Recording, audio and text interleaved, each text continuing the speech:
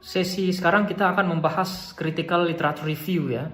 Nah, langkah ini adalah langkah yang sangat penting yang juga tidak boleh dilewati. Jadi setelah kita menentukan rumusan masalah, membuat rumusan masalah, kita harus melakukan yang namanya literature review. Nah, dalam beberapa hal literature review ini bahkan dilakukan sebelum kita menentukan masalah gitu.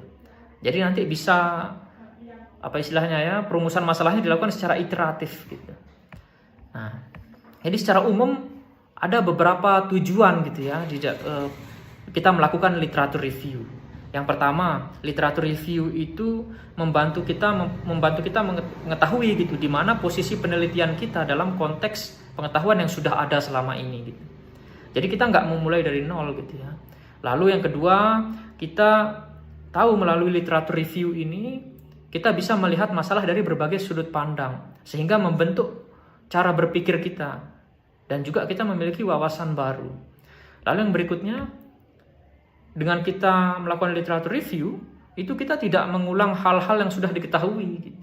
Sehingga jelas posisi riset kita di mana nih di ilmu pengetahuan yang sudah ada hari ini gitu.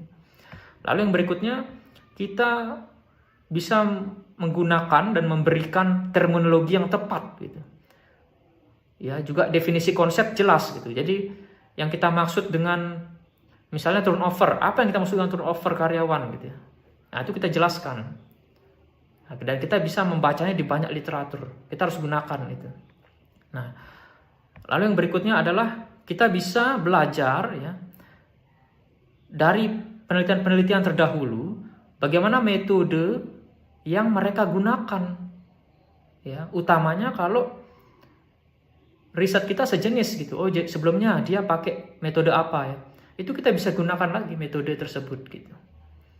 Lalu berikutnya, literature review ini memungkinkan kita untuk mengaitkan temuan kita dengan perdebatan ilmiah misalnya yang terjadi gitu.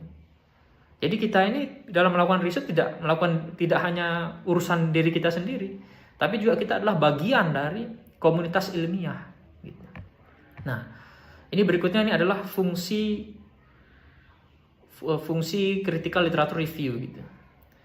Ya, jadi saat kita melakukan literature review ini, kita tidak hanya melakukan resume, tidak hanya membaca, tapi kita melakukan evaluasi dan kita memberikan penilaian secara kritis ya.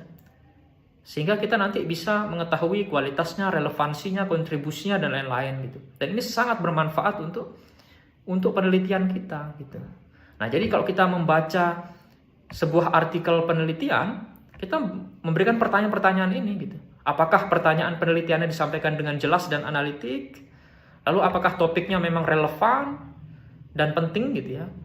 Lalu apakah penelitian tersebut punya kontribusi dan seterusnya ya? Sampelnya bagaimana? Variabel yang digunakan bagaimana gitu.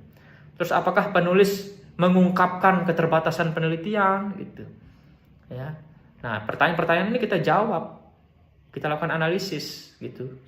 Kita gunakan pertanyaan ini untuk melakukan analisis artikel yang kita baca itu. Oke, nah jadi dengan critical literature review ini kita tahu gitu ya, kita punya satu dasar yang kuat untuk penelitian kita gitu.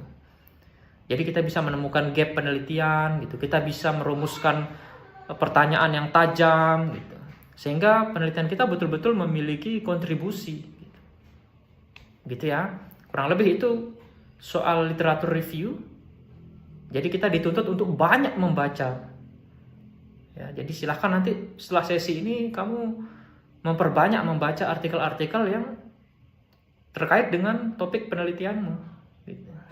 Oke ya, kita jumpa lagi di sesi berikutnya.